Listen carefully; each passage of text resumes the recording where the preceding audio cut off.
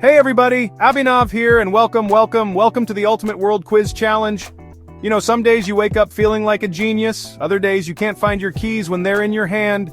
Today we're going to find out which kind of day it is for you. We've got questions that will tickle your brain, make you go aha, or possibly uh-oh. So grab a drink, maybe a snack, something brain foody or not, I don't judge. And let's get this show on the road. It's like a workout for your gray matter, but you can do it on the couch. Perfect, right? Now, we're not just talking about one obscure subject here. Oh no, we're going big. Get ready to test your knowledge on everything from those giant lizard things, you know, dinosaurs. Spoiler alert, they're not around to complain if you get it wrong. To the majestic creatures still roaming our planet, our furry, scaly, and feathery friends. We'll dip our toes into the ever-so-calm waters of politics. Just kidding, it's never calm. And then we'll jet set around the globe with some geography, peek into history, and even dabble in a little science. Basically, it's like that one class in high school where the teacher just talked about whatever they found interesting that day, but hopefully more fun and with fewer pop quizzes. Wait, so the big question is, how many can get right? Are you going to be the quiz champion, the person who knows a little bit about everything? Or are you going to be like me when I try to assemble IKEA furniture, just staring blankly and hoping for the best? No pressure, really. Well, maybe a little. It's all in good fun though. Let's dive in and see if you're ready to claim bragging rights, or if you'll be hitting the books, or, you know, Wikipedia.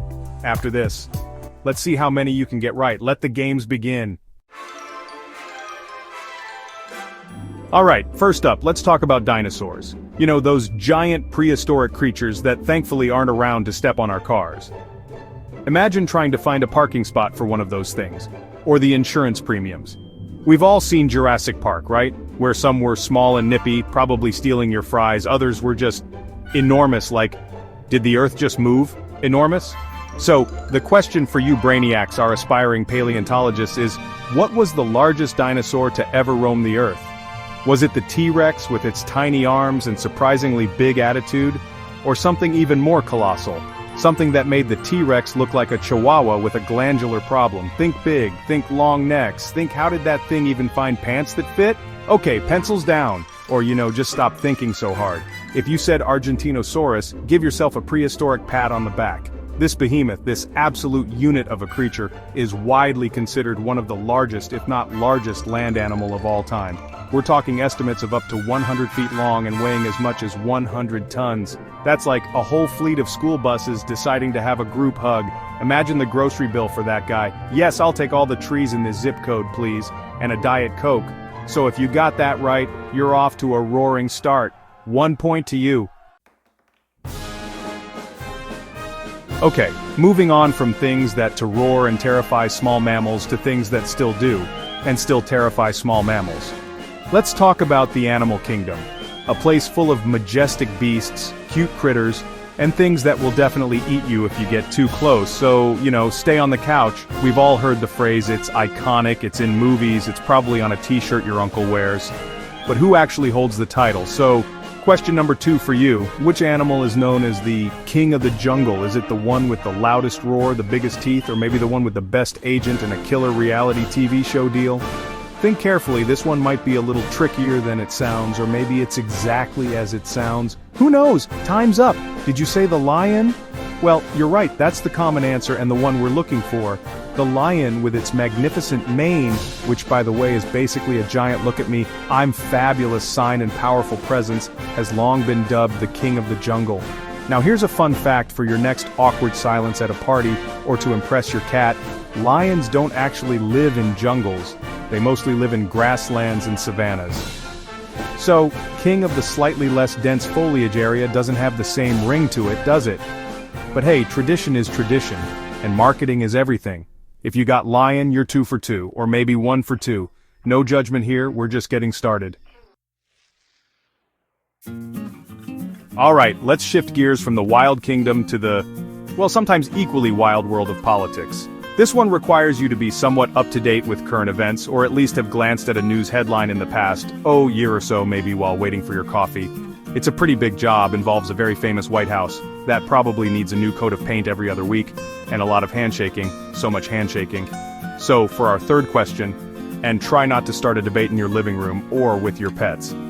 Who is the current president of the United States? I'll give you a moment. No Googling. I see you reaching for your phone. This is a test of what's in that noggin of yours, not your search history. Okay, have you got your answer locked in? The person currently holding the most powerful office in the land, the commander-in-chief, the one with the nuclear codes. Yikes, that's a lot of pressure. I hope they don't misplace those like I do my car keys. Is Joe Biden. That's right, Joseph R. Biden Jr. If you got that one, congratulations, you're paying attention to the world around you.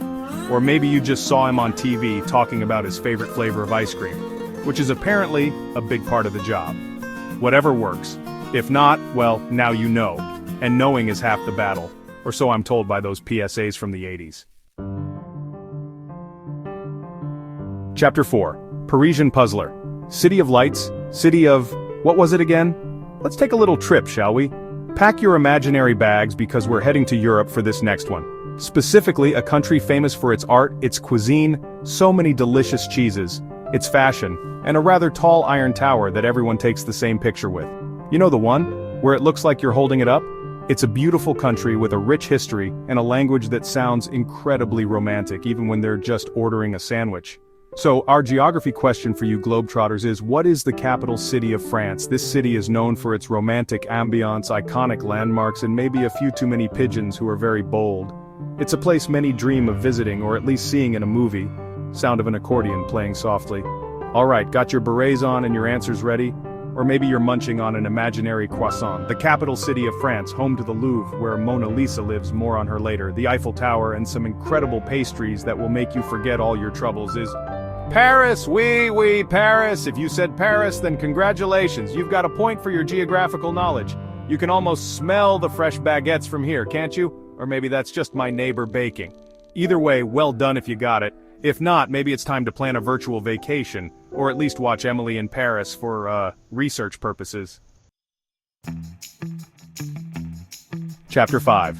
One small step, one giant quiz. Question, no pressure, Neil. Alright, let's blast off into the past, specifically to a monumental moment in human history. This event captivated the world, a giant leap for mankind, as they say. It involved a rocket that was basically a controlled explosion, a very long journey fueled by Tang and freeze-dried ice cream, and some rather dusty footprints that are still up there, apparently. So, for our history buffs out there, or anyone who's ever looked up at the night sky and wondered if there's Wi-Fi up there, who was the first person to walk on the moon? This astronaut uttered some of the most famous words ever spoken, probably after checking if his microphone was on. Come on, you know this one. Or do you? It's a 50-50 shot if you remember the crew, right? Sound of crackly radio transmission, Houston. We have a question. Okay, Houston, we have an answer. Hopefully. The first human to set foot on the lunar surface back in the glorious bell-bottomed year of 1969 aboard Apollo 11 was Neil Armstrong. That's right, Neil Armstrong. That's one small step for a man, one giant leap for mankind. Chills, right? Imagine being that guy, the first one out. Probably a bit nerve-wracking. If you got Neil Armstrong, you're a star. You get a gold star sticker for your space helmet.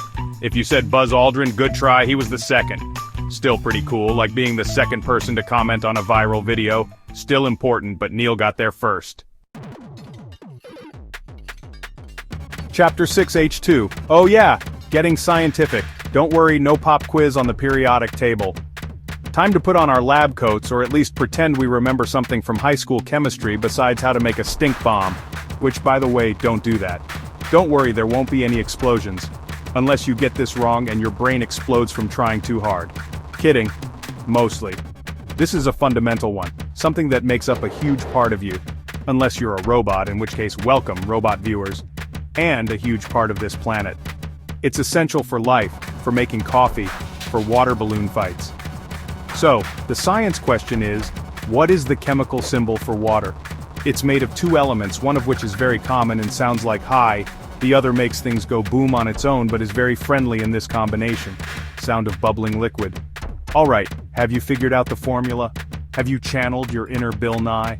The chemical symbol for water, the stuff you drink, bathe in, and desperately need after eating too many salty chips while watching this quiz, is H2O. That's 2 hydrogen atoms and 1 oxygen atom, holding hands and making the world go round.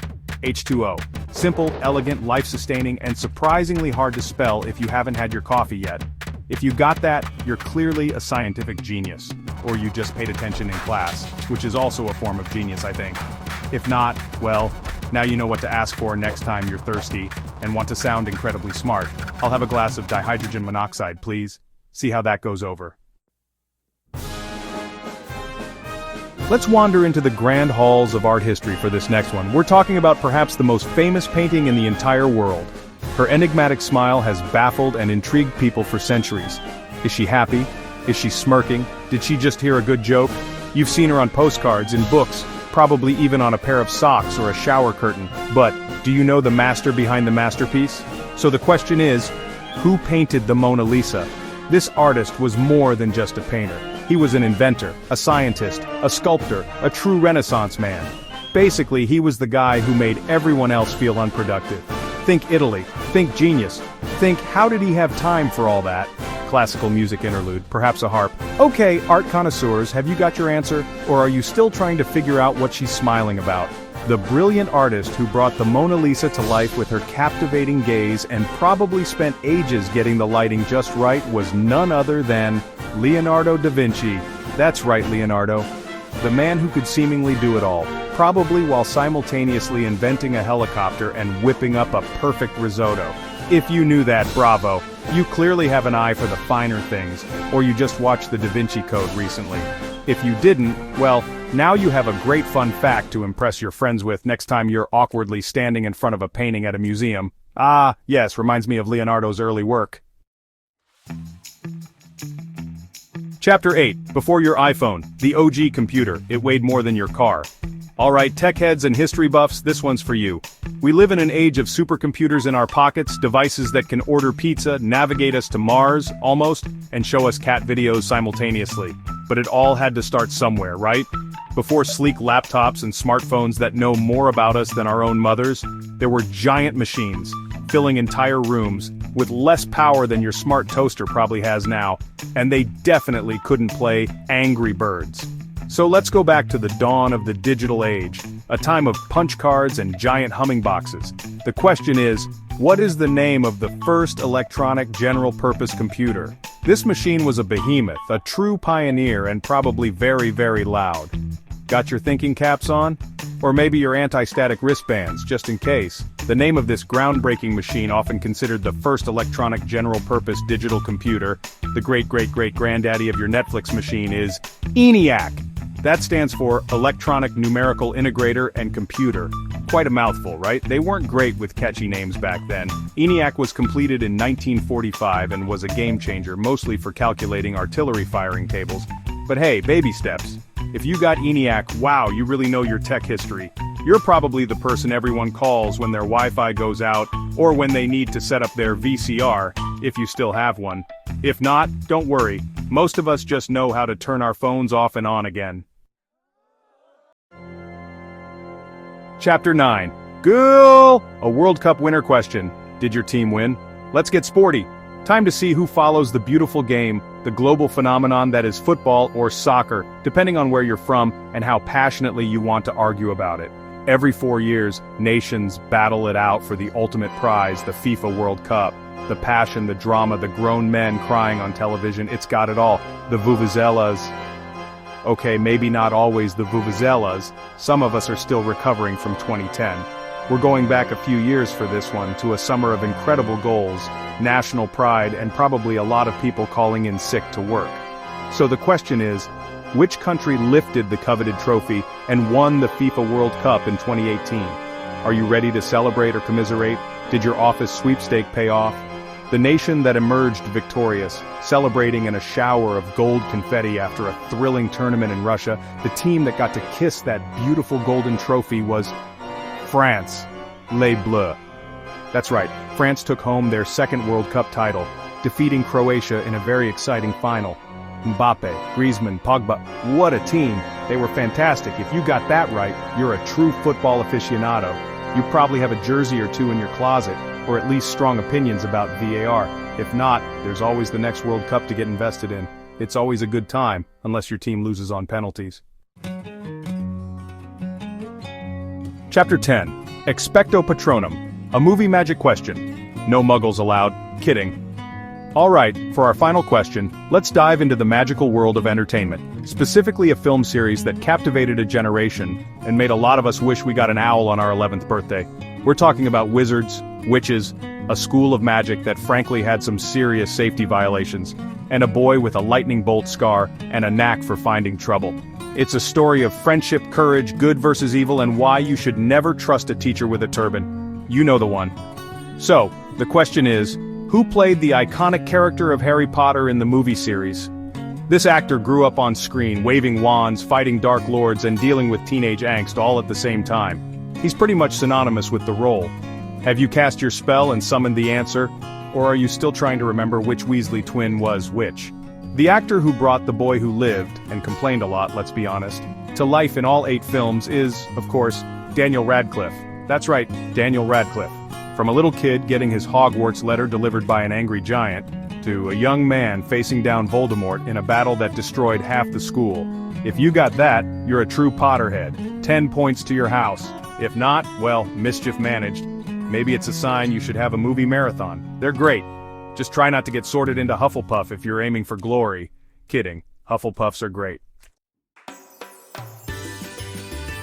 The results are in. How'd you do, Quiz Whiz, or Whiz in training? Alright, that's a wrap on the Ultimate World Quiz Challenge. Phew, my brain feels like it just ran a marathon uphill in the snow. How about yours? So, the big moment of truth, the grand reveal. How many did you get right? Were you a perfect 10, a certified genius who should probably be on Jeopardy? Did you surprise yourself with your encyclopedic knowledge of dinosaurs or French football champions? Or are there a few areas where, let's just say, Google might be your best friend for the next little while? Whatever your score, I hope you had some fun, learned a little something new, or at least got to shout some answers confidently at your screen. That's always therapeutic, right? Go ahead and let us know your score in the comments below. Don't be shy, we're all friends here. And this is a judgment-free zone. Mostly. I'm kidding. Mostly. We'd love to see who our quiz champions are and who needs a little remedial education in, say, 20th century lunar landings. And hey, if you stumped your friends or family with any of these, even better. While you're down there typing out your impressive or impressively honest score, if you enjoyed this little brain teaser, do us a solid and hit that like button. It really helps us out, makes us feel all warm and fuzzy inside. And if you want more quizzes, more fun content, and more of, well, me, Abhinav, then be sure to share this video and subscribe to the channel. Ring that bell so you don't miss the next one. Seriously though, thanks so much for playing along with the Ultimate World Quiz Challenge. It was great having you. We put a lot of thought into these questions. Well, some thought. We'll be back with more fun stuff soon, so keep those thinking caps handy, or at least nearby. Until next time, stay curious, keep learning, and try not to get into too many arguments about whether a lion is the king of the jungle if it doesn't even live there. Food for thought. See ya!